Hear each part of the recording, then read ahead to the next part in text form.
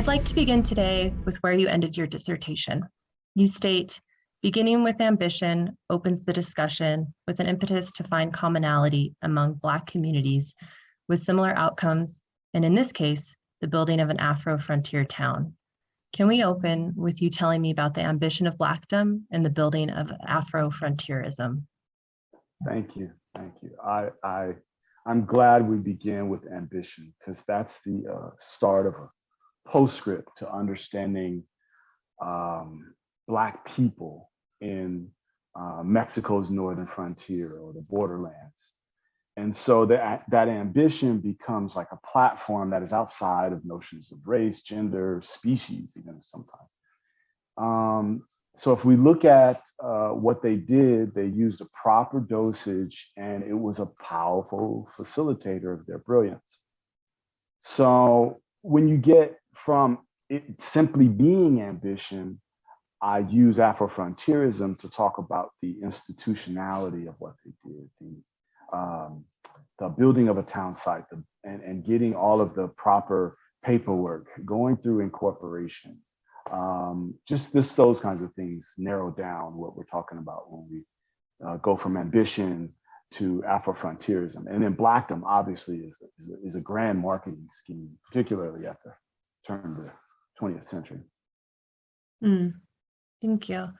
And can you tell us a little bit about Afrofronterism and how does this narrative work with or against the idea of those seeking refuge, as Blackdomites have sometimes been understood? Refuge is, Black folks did seek refuge. However, the simple telling of seeking refuge is that that's all it was. What kind of refuge? So for example, refuge in Chavez County for Black folks, well, generally there wasn't a Jim Crow laws, so Black folks who maintained a life as a servant, a porter, or cook, something like that, had a good chance of living a fairly good life. Some Blackdomites did that, signed the paperwork, and then never decided to build Blackdom and lived a happy life in Roswell. Well, I think they lived a happy life. They did it for 30 years in Roswell. Albert Hubert did that. He signed the Articles of Incorporation in 1903, and you never see him again in Blackdom on paperwork. But the idea, right? He helped to perpetuate the idea, the ambition. He had the ambition, or at least the thought of it. And within your work, you use the term borderlands to possibly mean the physical space where the US and the territory of New Mexico met. What imagery, ideas, and ideology, besides the division of land, does the term borderlands signify for you? Lately, it's been the border between freedom and sovereignty.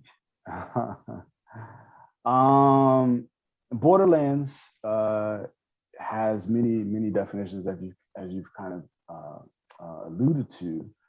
I use it for the purposes of Black history to take us out of the racialized skin color and talk about a consciousness of folks. Borderland studies is its own thing, other than Black history. So when I use borderlands as a historian who's talking about Black history, the imagery it has a duality, and that duality has been talked about by people like Du Bois and so on. A double consciousness. If you're in Roswell and you're a Blackdomite, you may be just a cook, a maid, or a porter. But you go to Blackdom and you're a co-founder, you're a police officer, you're a landowner, you're a landlord, and that's only 20 miles away from Roswell. So that border it comes in many fashions in Chavez County at the turn of the 20th century. And can you speak a little bit about the Black colonization of the borderlands and its root? Oh, its root. How much time do we have? I'll just say about the root, it going back to the continent and and Africanity, right? The essence of Africa pre-European entry into the continent, going back to Nubia, right? Like that's where Afrofronterism and the colonization that goes on in the borderlands comes from. I mean, if you think about it in terms of military service, right? In order for the Black pharaohs to become pharaoh, it started off with a military campaign from Nubia. Well, in order for Blackdomites to get to Blackdom, they had to. Some of them were in Buffalo Soldier regiments, right? You see that's you're talking about thousands of years apart, but military service becomes a platform to then become a quote colonizer. And in this case, it'd be a good time to point out that Blackdom was on Mescalero Apache reservation land. So the genocidal campaigns against indigenous people had resolved into a reservation situation that Black folks were able to take advantage of. So again, talking about borderlands, talking about colonization, talking about the migration. Hmm. And do you find any borderlands in current day New Mexico besides Oh the yeah. geopolitical border? Oh yeah. Oh yeah. There are new ones being created when you talk about the digital verse.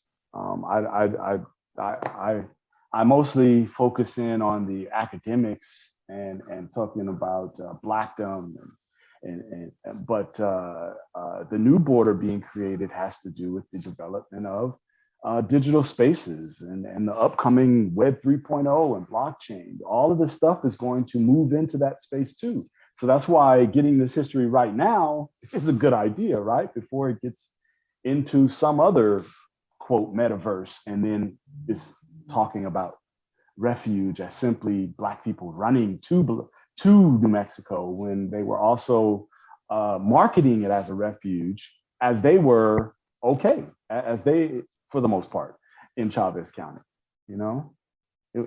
So. Absolutely, absolutely. I want to go back to your work regarding the history of Blackdom. Within your dissertation, you dedicated a chapter to Maddie or Mittie Moore. And can you tell us a bit about Mittie and her connection to colonization, migration, and building frontier institutions? She ends up needing her a whole hour for her too. She becomes the cornerstone of Afrofronterism because she doesn't identify in that first cohort of Afrofrontiers that I talk about, who are ministers, military personnel, and Freemasons, right? And that triad is what I usually talk about Afrofrontiers. But I looked at the antithesis of that, or the public understanding of the antithesis of that, and went to a quote whore or a madam, a bootlegger, gunslinger. Well, she also decided she wanted to be a homesteader and an oil baron, baroness. So Mittie becomes the holder of all of the ideas that I talk about with Afrofronterism and Borderlands, because she operated from 201 South Virginia Ave in Roswell, but she had a whole square mile of land under control in Blackdom, right? 20 miles south of where she lived in Roswell and ran her empire. So that's just the beginning. You mentioned Maddie. Well, I assume Maddie of Blackdom is Mittie of Roswell. Now, Okay. it could be it could be that she is someone else different. Maddie could be different than Mittie. However, Maddie exits public stage and Mittie appears. And Mittie appears dramatically in a Supreme Court case, right? So if you're in a Supreme Court case and New Mexico's Supreme Court is only 3 years old, you're going to be pretty famous. It's going to be kind of hard to slip between Maddie and Mittie. Again, another border, right? And don't even get me into the border of what is it? The whore and the housewife, right? Or what is it called? There's a thesis. I'm sorry, it's slipping my mind. the virgin horror thesis of duality for popular culture and women, and she ends up being both in Maddie and Mitty. So I use that in order to bring people in to say this isn't just a story of white males or even black males who are lone rangers.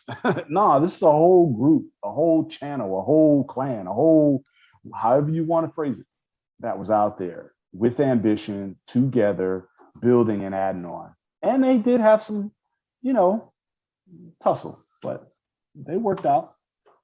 Yeah, absolutely. Another person you mentioned within your work and others' work is Frank Boyer. Why do you believe there's a mythologizing of Frank Boyer? It's easy. It's easy to take the great man thesis or to take Moses and put him on a journey. It's harder to do the work of tracking down his grades at Morehouse or his unit in the 24th Infantry out of Fort Huachuca, or to look into his Prince Hall Lodge before he got to New Mexico and while he was here in New Mexico. It's easier to just say, oh, well, okay, he's an exoduster and he ran away from the South and he found his promised land in New Mexico. Well, you see, that fits in nicely with the whole Land of Enchantment marketing scheme, right? So yeah, that's why I think that. Okay. And why do you think that Boyer's departure from Blackdom is considered by other scholars as the signal that Blackdom was a failed settlement? Thinking in terms that are less nefarious, I would say he did move away from Blackdom. And they sold the church, and he was a preacher and a Freemason, and he decided to build a new Afrotopia in Vado. So it seems as though Blackdom was done. But contextualizing it with the 1920s, you end up with knowing that Oklahoma is not too far away, and they keep track of their cousins and their friends who did head off to Oklahoma and end up in Tulsa. Or they talk about their friends who did end up in Indiana and ended up in the Evansville riot, right? So there's this connection. There's this network of Afrofronterism and Afrofrontiers that people are communicating. So yeah. And what factors do you believe influenced the abandonment of Blackdom or the vacancy of Blackdom, New Mexico? Say that again. Sorry, I missed that part. What factors do you believe influenced the vacancy of Blackdom? The Great Depression. Blackdom oil had taken off in December 31st, 1919. They struck oil basically September 1st, 1920. They had been under contracts with, they were under contracts with people from the East Coast, the West Coast, the Gulf Coast. And abandonment came right after the Great Depression because Blackdom was a dual residency situation. So they had a ranch and they had a home in Roswell, right? They had a home in Roswell that was funded by, for example, money from their military time, their time in military, right? So they bought a house in Roswell, and then they slowly invested in a ranch in Blackdom. So the abandonment was not investing in Blackdom anymore, just staying in Roswell or just staying in California or just staying in Vado, and then Blackdom just sitting there, still making royalties because oil royalties existed into the World War II era. So basically you can be in two places at once, and one spot, you don't have to be there and make royalties. Okay, yeah. And I'd like to turn this a little bit back to you. And if you'd be so kind, could you share a little bit about what your connection is to Blackdom and where did your desire to explore its story stem from? I'll say it stemmed from knowing uh, uh, Black cowboys. Now, I didn't know them as Black cowboys at first. I just saw them as my grandfather or my dad or, my uncle. And I didn't understand why they were so different than the city folk because they were just different. They wore cowboy boots. Well, I didn't know what cowboy boots were. So I just said my granddad wore his black boots, for example. Right. So it stemmed from these small elements of rural life. And I wanted to kind of understand rural life because my grandmother was like, yeah, I never want to go back.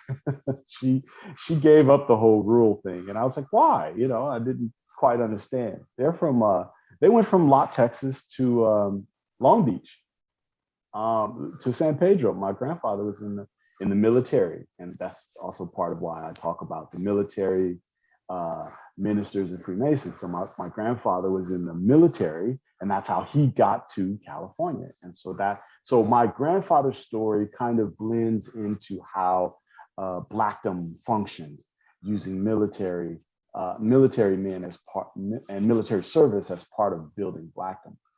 So, but the real story is I was a poor college student, and I didn't have enough money to travel and do all of that great stuff that people do in their PhD, to gather research and that kind of thing. So I had to do something local, and I was at the University of Texas at El Paso. Got introduced to it by Jeffrey Shepard, and who became, after my dissertation chair passed away, he became the chair of my dissertation out of UTEP, and that's really how I started on it. But I didn't like it at first because I kept running into those old narratives, the old Negro spirituals, or the ones that that don't talk about the dynamism of the Black folks I know. Mm-hmm. So, and when I saw that there was a little spark of Blackdom being similar to the Black folks I know, that's really where I was off to the races.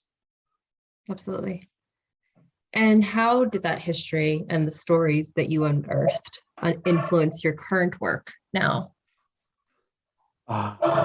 They never stop. I have a friend of mine, Andrew Hosley. He is the Compton cowboy, and he to this day is living an extension of what I talk about with Blackdom and the entrepreneurship and so on and so on. So on a daily basis, I am confronted by the work I do. For example, I even I was in Ceres, California, to watch a show that was put on by two people. One was a DJ, and then one was a drummer. And the drummer was a cowboy, a Black cowboy, who was drumming to cumbia music, and he calls himself Cumbia Kenny. My point is, where do you get a Black cowboy in California who is playing drums in a cumbia non-band? There's a DJ. So you see the mix there. There's this modern existence of this, and few people can recognize it when they see it. But I hopefully my work will shed light on that kind of thing. Absolutely. And is there a future for the story of MIDI to be told elsewhere in different avenues or platforms? Oh yeah, yeah. There's I, I'm gonna say I plan on building a career telling her story, because I think it's not just about her, right? This is a Black woman who was a madam in the Wild West. This is a Black woman who was a bootlegger during Prohibition in the Wild West, and still a Black woman. I mean, you're talking about so bootlegger, gunslinger, and a homesteader. What was her consciousness to go, well, yeah, I need to also get a whole square mile outside of Blackdom. That right there it just forces more questions for me to answer. And I think it'll take a lifetime trying to pick up all the questions. And that's just her. There are 13 Blackdom founders. So the future for this is ongoing. Okay. It's generational. Yeah. Thank you. Well, Dr. Nelson, I want to thank you for sharing your story and your research with me today. Is there anything else you want to add? Just keep me in mind when you're on social media and you run across one of the things that I do, because these pieces that I do that are on the internet, I call them now Afro crypto art. And the reason is because, yeah, it may be simple, but wrapped within it are philosophical lessons that I get from Blackdom and the Afro frontier thesis. Okay. All right. Well, thank you. Thank you.